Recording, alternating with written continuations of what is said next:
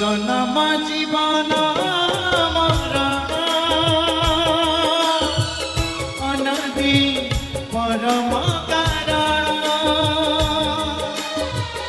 তাহাতে গড়ুছি ভাবুছি শূন্য স্থান করি পুরাণ পাপ ধরি জীব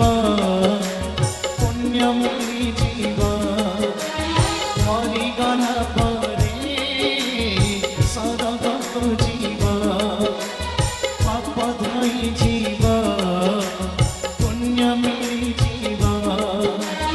মরিগলা পরে সরগত জীব জিয়ে পড়ুছি ভাগবত কৃষ্ণ বলি যাও জীবা কৃষ্ণ বলি যাও জীবা হে মাধব কৃষ্ণ বলি যাও জীবা কৃষ্ণ বলি